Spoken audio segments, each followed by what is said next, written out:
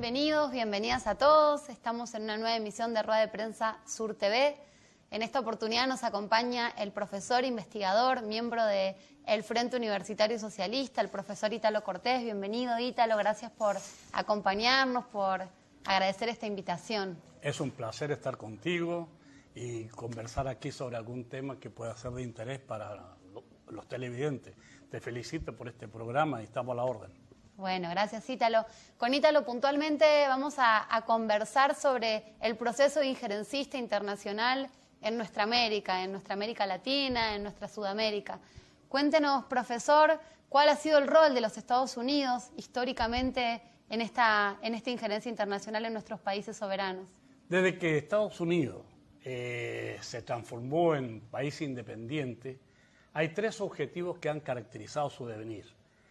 El primero es el destino manifiesto.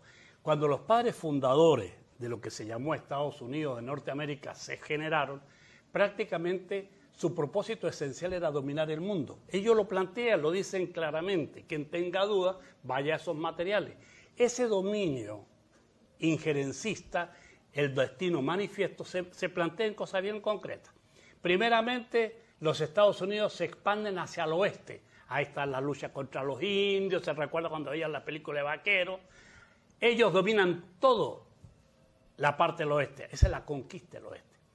Compran España, a España le compran el estado de Florida, a Rusia, zarista le compran Alaska y generan la guerra de una presunta independencia de una parte de México a la cual prácticamente después se apropia. Y la política de la fruta madura, es decir, digamos, ellos pensaban que paulatinamente hacia el sur se iban a ir cayendo los países uno tras otro. Todo lo que fue Centroamérica, que en un tiempo se llamaba República Centroamericana, ahí estuvo la invasión de Walker, un pirata que quería transformarse en rey de Centroamérica para posteriormente entregarle esto a los Estados Unidos. O sea, iban a ir cayendo los países de uno tras otro. ¿Qué te puedo decir? Un ejemplo solamente para que tú lo veas. Cuando los países Cuba y Puerto Rico, que iban a ser los que iban a caer en la política de la fruta madura, Cuba comienza su guerra de independencia, cuando la está ganando intervienen los Estados Unidos y finalmente se llega a los acuerdos de paz. ¿Dónde se establecen los acuerdos de paz? Entre Cuba y España. Eso se realiza en España. ¿Quiénes participan? Estados Unidos y España, y Cuba no fue invitada a esta discusión. ¿En qué idioma se redacta el acuerdo? En inglés. Y ahí se introduce la enmienda Platt, que es un apéndice el cual permite que Guantánamo, voluntariamente los cubanos que nos participaron en la discusión, aceptan que eso le quede para los Estados Unidos como una parte a la cual se va a dedicar a hacer un depósito de carbón, porque en ese tiempo los barcos funcionaban a carbón. Entonces resulta que de ese depósito de carbón, hoy en día tenemos ahí un apéndice que es una herida en Cuba, porque esa parte es cubana. Allí están establecidos campos de concentración, campos detenidos, campos de tortura, en la cual se producen las cosas más horribles que se puede imaginar. O sea, que vemos que los Estados Unidos viene con una raíz histórica más anterior todavía. Obvio. Sobre estos temas y otros vamos a estar conversando con el profesor Ítalo Cortés del Frente Universitario Socialista.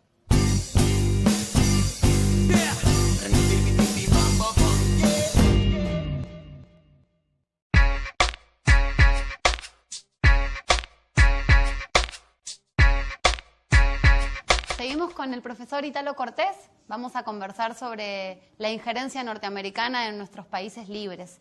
Profesor, cuéntenos un poco cómo ha sido históricamente la postura del gobierno de Estados Unidos en nuestras democracias latinoamericanas.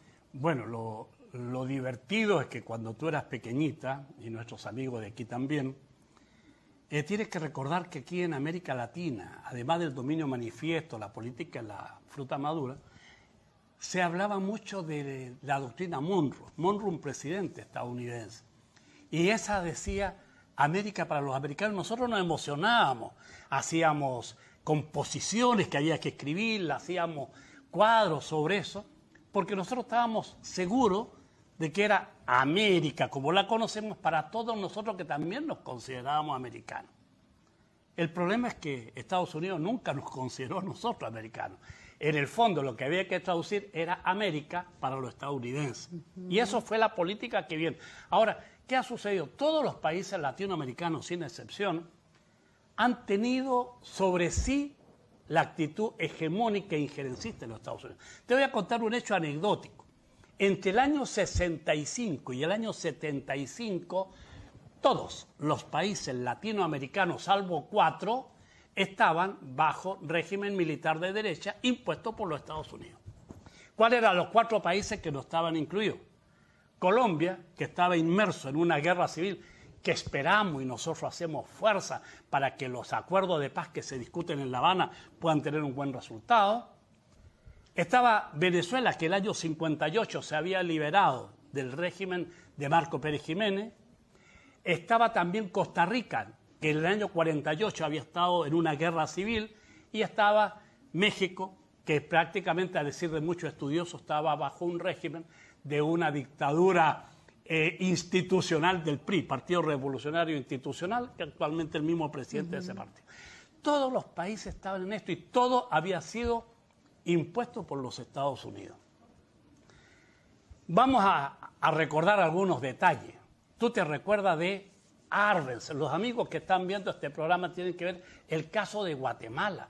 Pero resulta que en estos días hemos estado conmemorando lo que sucedió en República Dominicana, 40 años atrás, en el cual prácticamente después de un golpe de Estado que dio un coronel Wessing y Wessing contra Juan Bosch, el que era presidente, y viene, digamos, la respuesta de la Unidad Cívico-Militar Dominicana, que cuando se enciende dan al traste con aquellos golpistas que habían derrocado a Juan Bosch, se pide la colaboración, los golpistas, ¿de quién?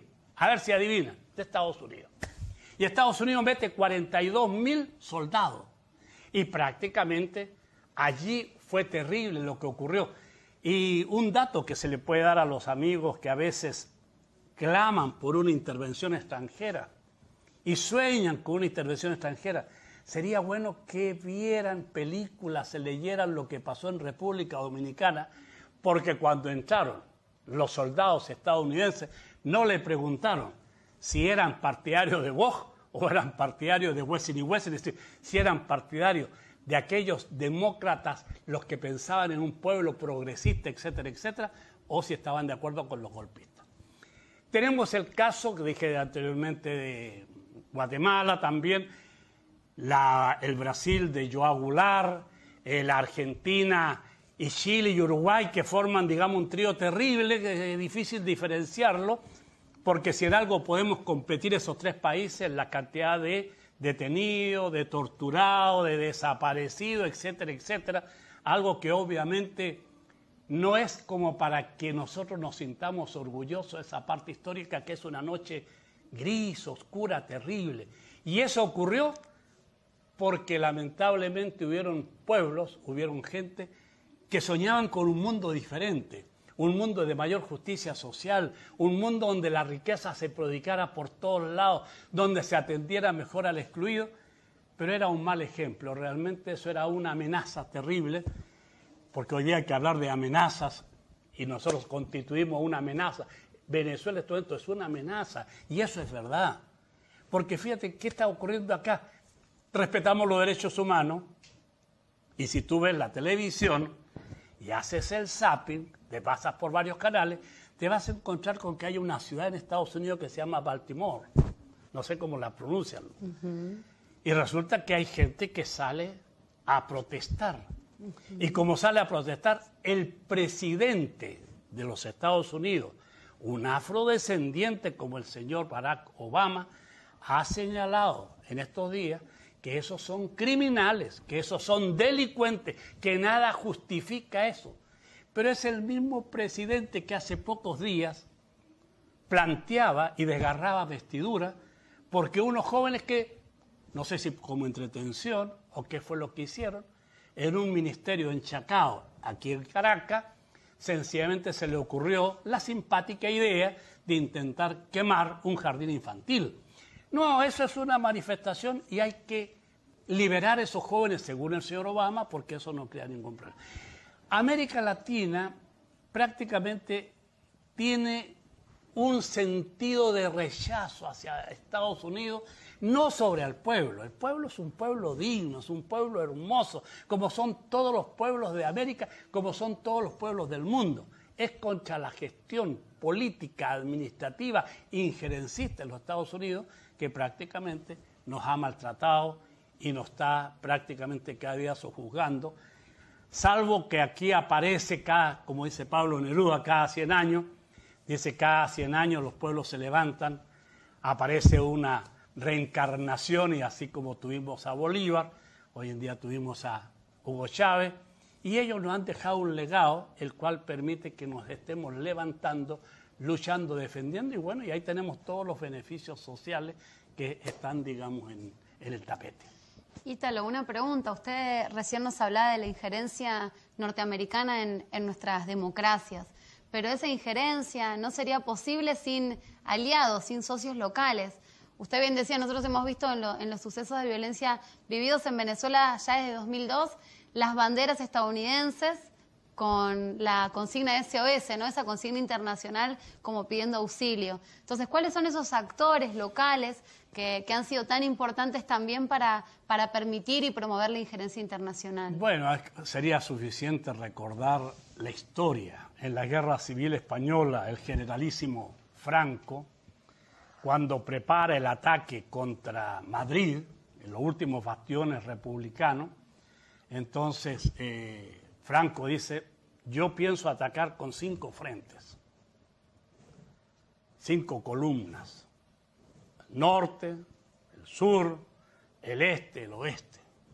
Y un general le dice, ¿y la quinta cuál es? Los que están dentro. Lamentablemente tenemos mucha gente disociada. Dije mal, dije mucha gente, no. Son grupos pequeños que de una manera u otra han pensado que la forma de resolver los problemas en nuestra querida república es a través de la violencia. Venezuela tiene, mira, una constitución bellísima. Y es una constitución que permite que si tú y yo discrepamos, nos da los medios como para resolver nuestra disputa. Sencillamente el diálogo, la conversación y en último término la elección. Tú vas, votas y con ese voto decidimos. Eso es lo que hacen los países civilizados, los países modernos, los países que estamos en una tónica en que le damos primacía a la paz. Hay grupos que piensan que no. Hay grupos que piensan que con la violencia, con la tragedia, con la quema de universidades, con la quema de centros de salud, prácticamente se pueden resolver eso. Esos grupos generan problemas. Esos grupos felizmente están siendo aislados aún por la misma oposición que se está dando cuenta que de seguir por ese lado, este año tenemos elecciones parlamentarias y eso les va a pesar mucho. Porque la gente va a optar entre una situación, un país en el cual esté la violencia enmarcada o un país donde que a través de la paz que podamos discutir nuestros puntos de vista, podemos llegar a alguna alternativa de solución. Por lo tanto, esa columna pasa a ser columnita chiquitita, fastidia mucho, sí, pero yo creo que sencillamente va a tener que irse aislando porque su misma gente lo tiene que aislar. Bien, vamos a ir un corte y enseguida volvemos con Ítalo Cortés, compañero investigador, profesor del Frente Socialista Universitario.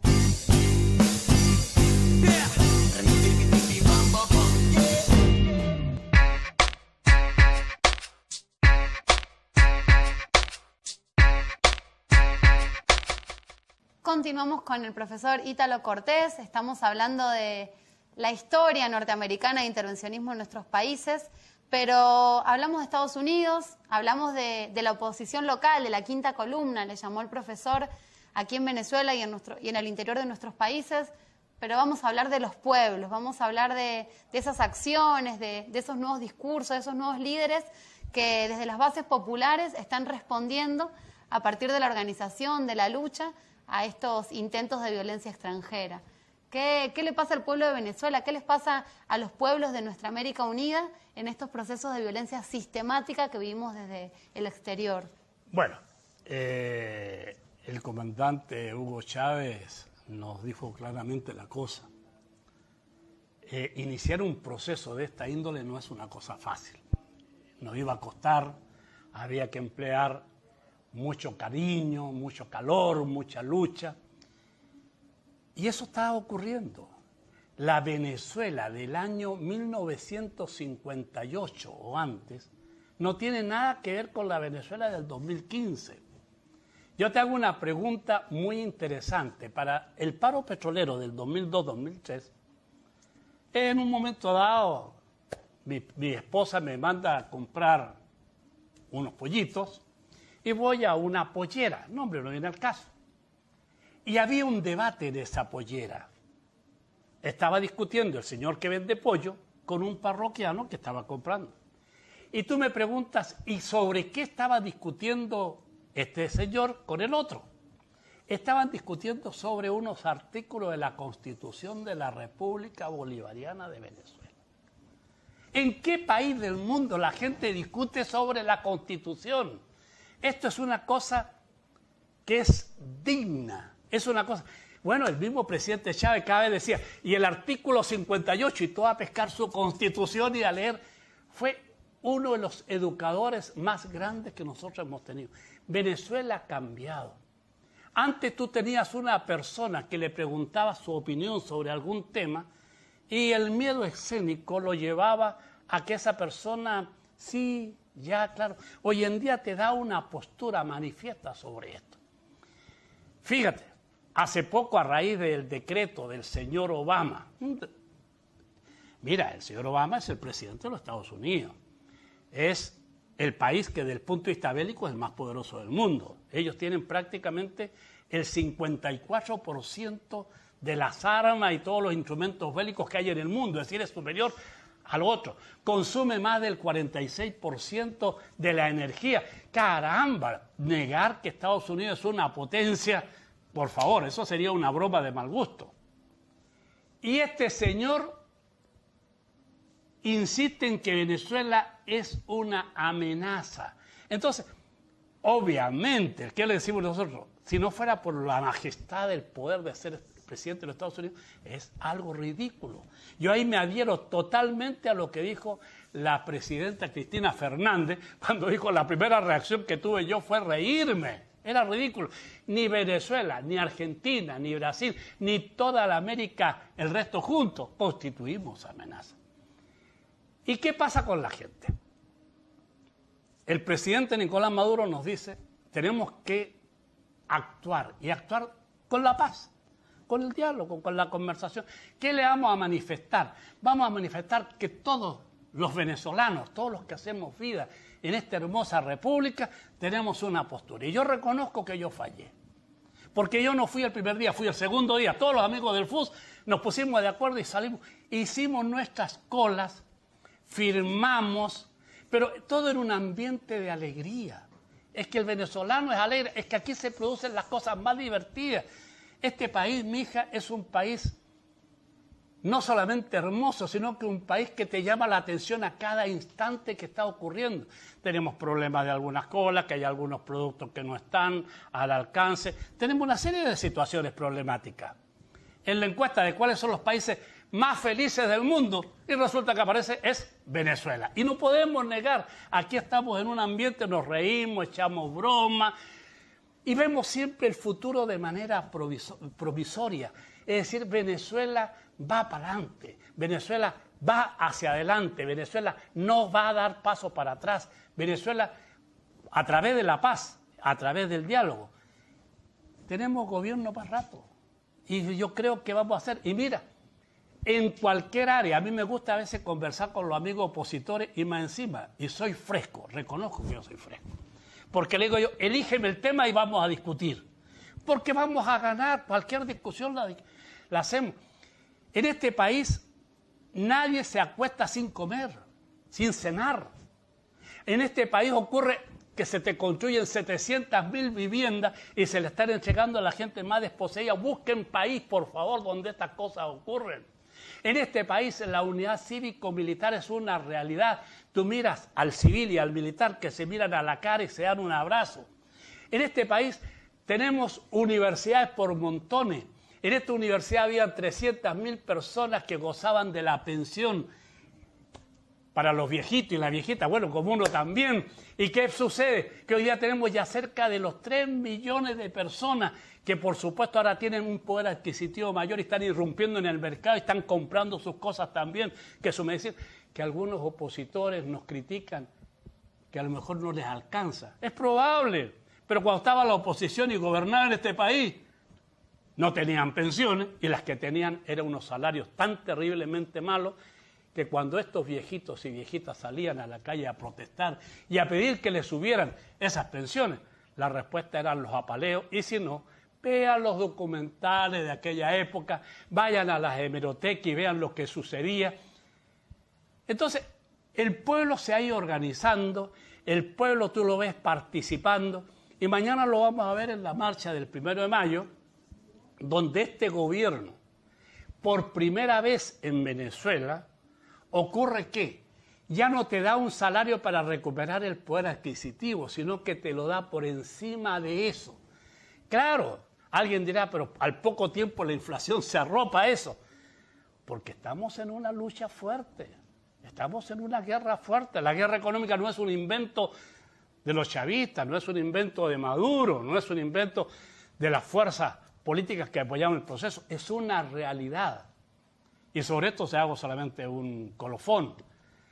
Cuando Salvador Allende en Chile iba, antes de ganar las elecciones y después cuando ya hubo el tránsito ese de que tiene que ser refrendado por el Congreso Nacional, el señor Richard Nixon y Henry Kissinger, que también después fue premio Nobel de la Paz, que los premios Nobel son muy divertidos, prácticamente él dijo, vamos a hacer chirriar la economía chilena. Y aquí se ha pretendido lo mismo.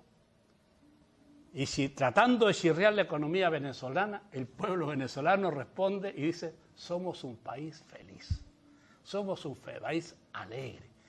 Esa esperanza que tiene el pueblo venezolano es aquella en que confiaba Hugo Chávez y sabe que con ese pueblo, estando con él, manteniendo la esperanza viva, tenemos todavía revolución para rato. Tenemos patria. Bueno, en primer lugar queremos hacer un agradecimiento especial al Frente Universitario Socialista por todo ese aporte que hacen para la reflexión, para la acción también. Los invitamos a visitar su flamante página web, que es www.fustachira.org.be. Ahí pueden encontrar el comunicado del segundo contrato colectivo de los trabajadores y las trabajadoras universitarios. Bueno, profesor Ítalo Cortés, ¿qué más decirle? Nos quedaríamos hablando con usted mucho más tiempo. Gracias por este aporte para Rueda de Prensa Sur TV.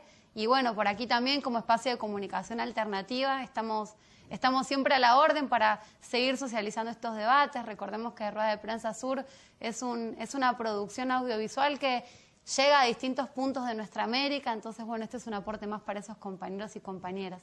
Muchas gracias por todo, Ítalo. Gracias a ti y gracias a los compañeros de Vive. Revelado de la undermeseta. Soy un pobre y no me importa ser rico, mis días van entre el rap y el ejercicio. Reconocí el camino y lo elijo. Soy un culto revelado, de ahí me fijo. Soy un pobre y no me importa ser rico, mis días van entre el rap y el ejercicio. Reconocí el camino y lo elijo. Soy un culto revelado, de ahí me fijo. Yo hago rap en una banda de fusión que asumió un papel en la guerra de información. De cuarta generación, como la quieran llamar, somos